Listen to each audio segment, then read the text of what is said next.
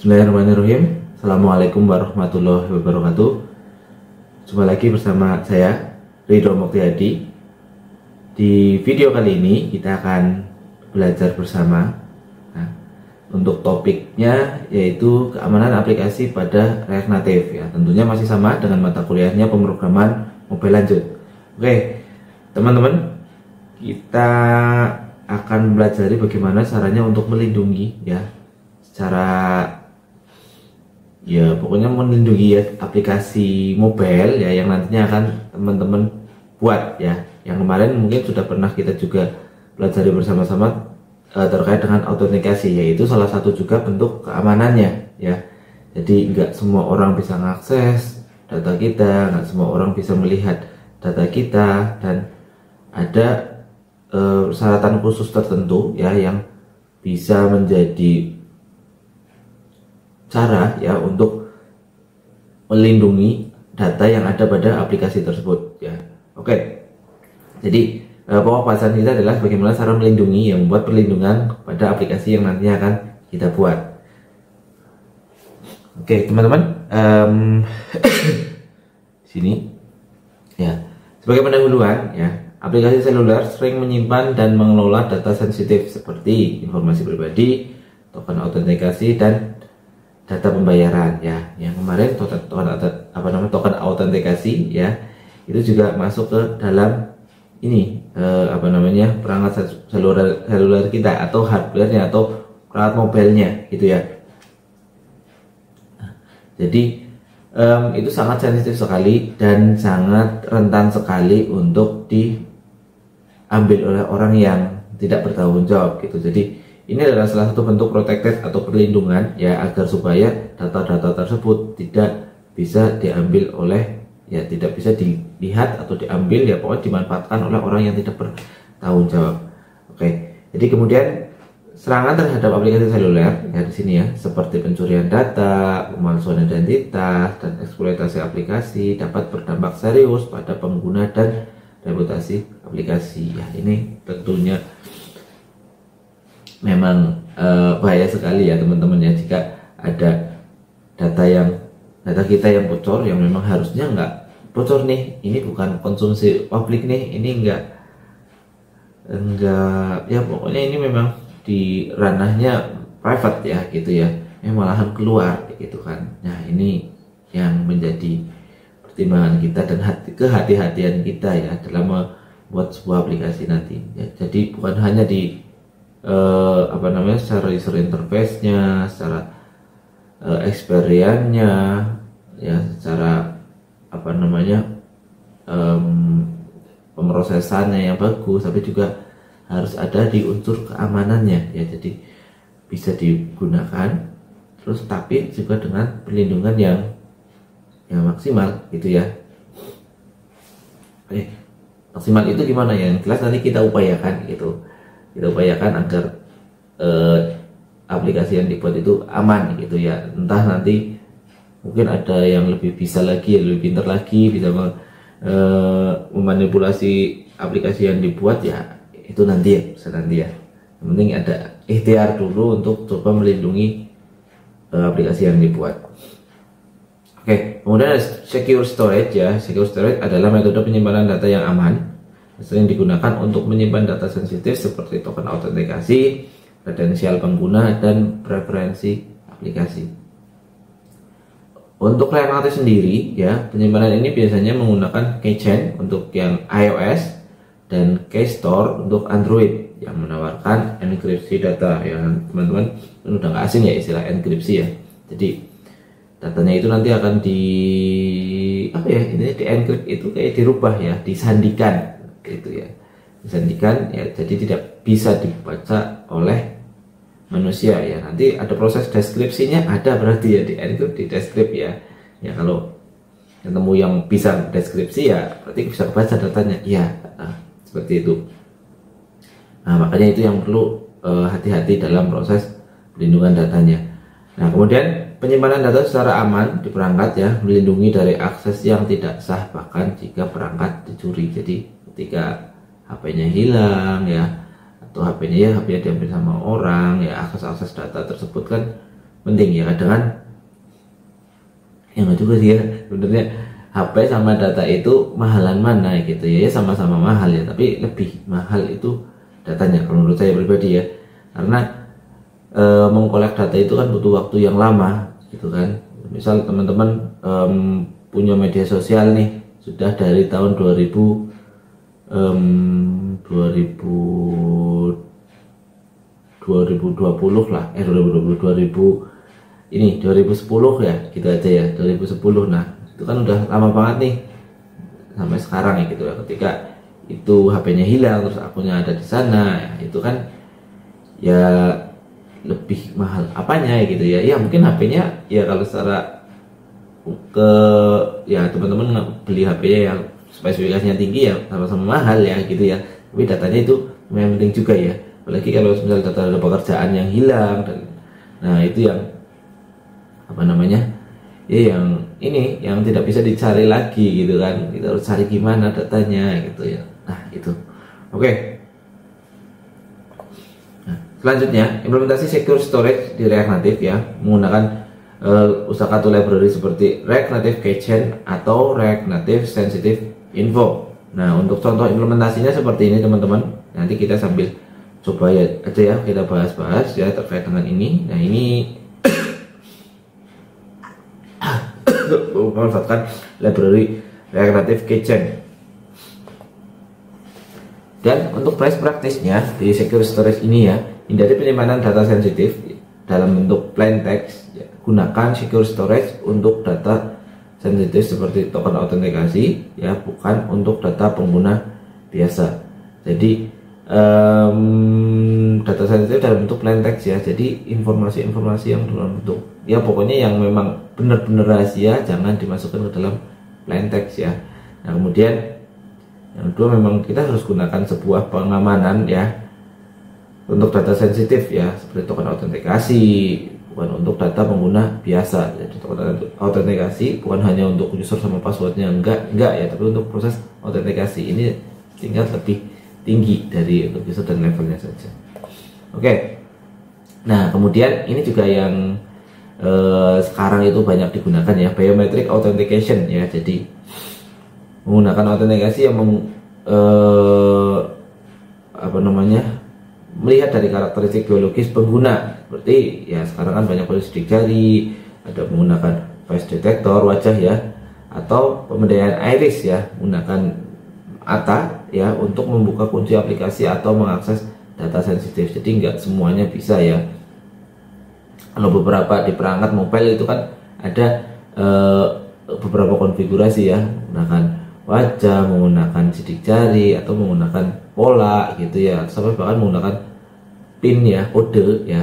Nah itu juga salah satu bentuk proses pengamanan. Nah ini yang lebih susah ya untuk ditiru ya, karena semua orang kan punya sidik jari yang berbeda. Kalau wajah ini memang kemiripan ya, ada yang mirip gitu kadang ya. Terus kalau iris di mata itu memang berbeda-beda ya antara satu manusia dan manusia yang lainnya. Yang jelas ini sidik jari ya, itu beda ya teman-teman ya. Nah, kemudian memberikan lapisan keamanan tambahan, kemudian meningkatkan pengalaman pengguna dengan proses autentikasi yang cepat dan mudah ya. Tinggal pakai sidik jari, finger ya, kemudian atau pakai face detector langsung terbuka nih, langsung bisa akses datanya nih. Nah ini yang lebih simpel lagi sebenarnya. Nah untuk cara implementasi di React Native untuk menggunakan biometric authentication itu kita menggunakan library-nya itu adalah React Native Touch ID dan React Native Fingerprint Scan ya, scanner. Nah untuk implementasinya seperti ini. Untuk yang Touch ID-nya ya nanti kita teman-teman bisa coba ya, ini ya ada di modul ya. Kalau enggak ya nanti ini aja yang di sini ya, yang di file presentasi ini.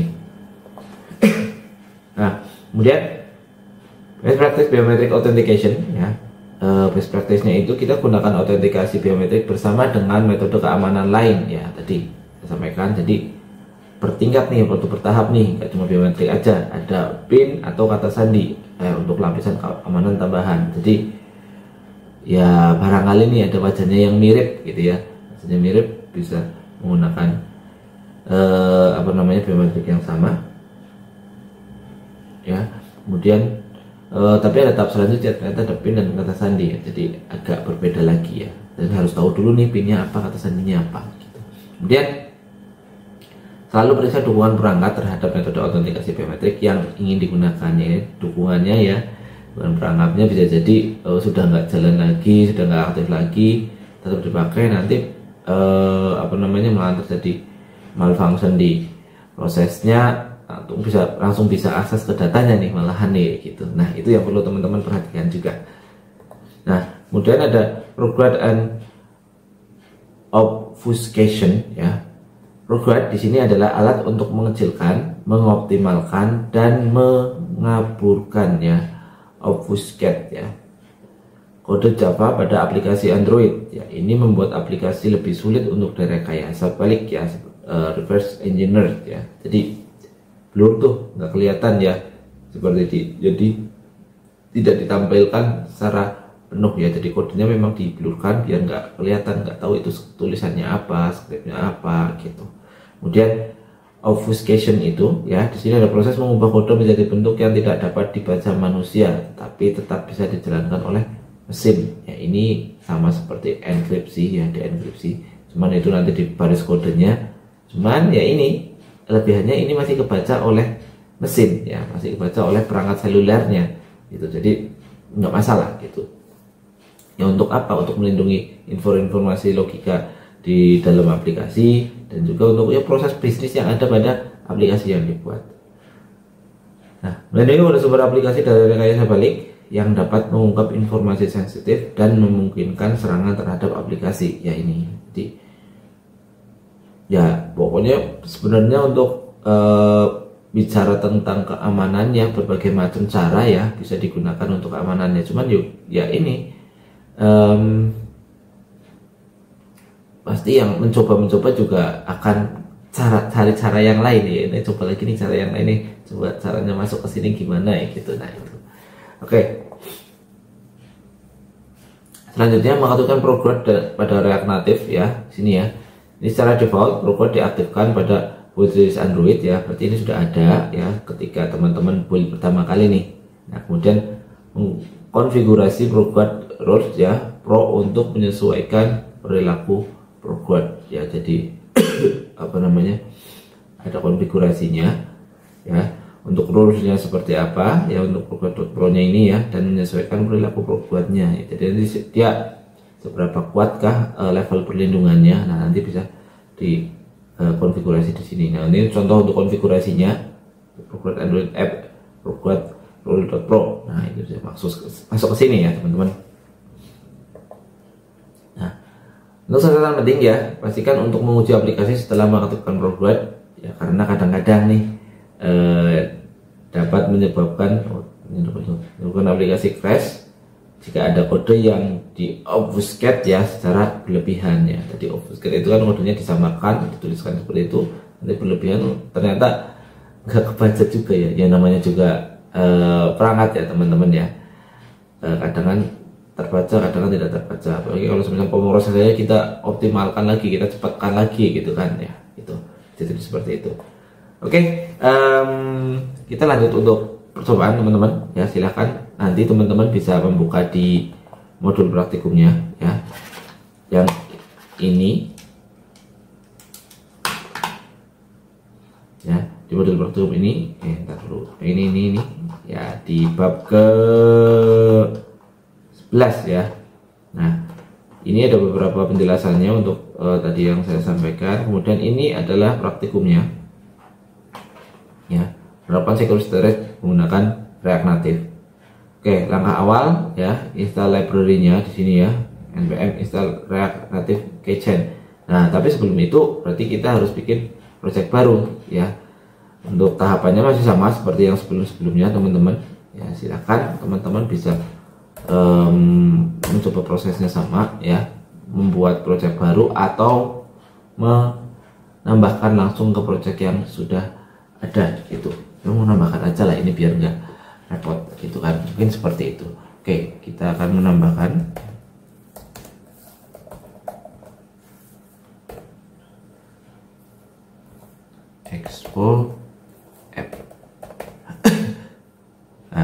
Saya pakai yang blank template lagi ya, jadi nggak terlalu besar dan nggak terlalu lama nanti jadinya. Kemudian ini nama dari projectnya, berarti PC 11 keamanan. Oke, kita tunggu ya untuk pemrosesannya. Cuman yang pemrosesan ini memang tidak terlalu lama ya, jadi nggak terlalu banyak file yang di download ya memang ya. Jadi ya dalam proses ini nggak kepanjangan ya, karena ya template blank itu bukan berarti kosong semuanya ya, cuman ada beberapa fitur. Sebenarnya ada, kalau misalnya teman-teman bisa lihat di modul itu ada juga untuk memilih template ya, nggak seperti ini ya, nggak seperti yang saya tuliskan seperti ini harus pakai script, tapi nanti ketika dicoba ya, ketika dijalankan ada pilihan untuk milih template ya, gitu ada. Baris perintahnya memang agak berbeda ya. Oke, kita langsung saja masuk ke direktorinya, PC 11 keamanan. Oke, kemudian kita buka di Visual Studio Code. Ya, seperti ini ya, seperti biasa ya teman-teman, hanya ada FCS. Oke, sudah terbuka seperti ini ya teman-teman. Kemudian untuk langkah selanjutnya silahkan lihat di modul lagi, kembali lagi ke modul ya. Berarti kita harus install terlebih dahulu untuk library-nya.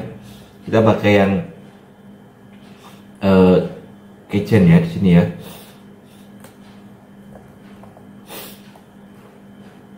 Terminal, new terminal.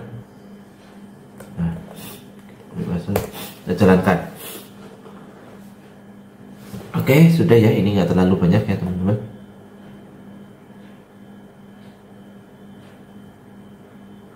Nah, ini ada beberapa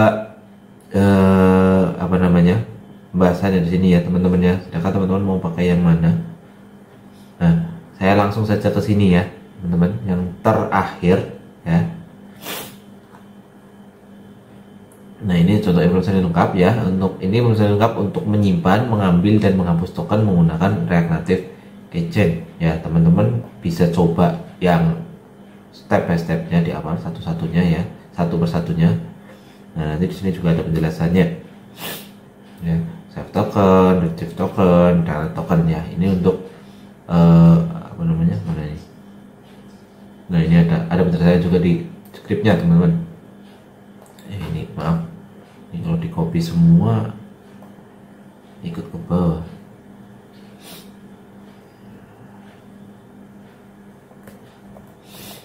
Nah, pasukan di mana? Pasukan di FCS nya.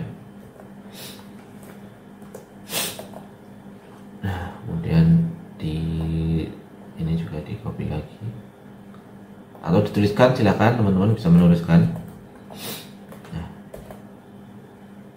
Oke, kita save. Kemudian langkah selanjutnya berarti kita coba jalankan ya. Nah, silakan teman-teman juga bisa mencoba yang lain. Sini ada konfigurasi untuk iOS ya, ini secara opsional saja ya. Jika ingin menggunakan konfigurasi atau mungkin perangkat yang digunakan ya untuk percobaan itu menggunakan iOS. Nah, ini ada ini untuk penjelasan untuk percobaan untuk satu-satunya ya teman-teman ya, mulai dari menyimpan, kemudian berarti ambil ya, kemudian yang terakhir adalah menghapus. Oke, seperti ini kita akan coba jalankan di terminalnya.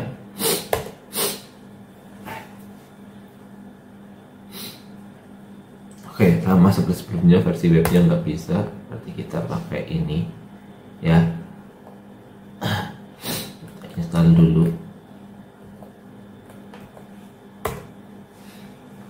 Untuk modul webnya.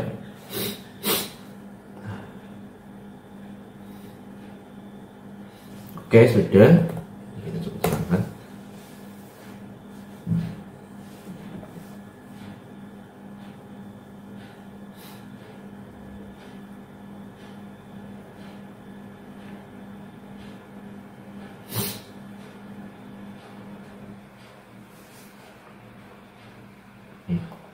Save token, retrieve token, sama delete token.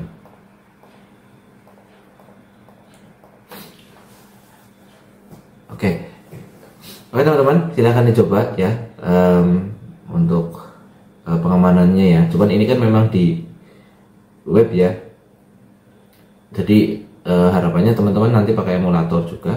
Tapi kalau memang memadai ya untuk perangkatnya, dibuat untuk versi yang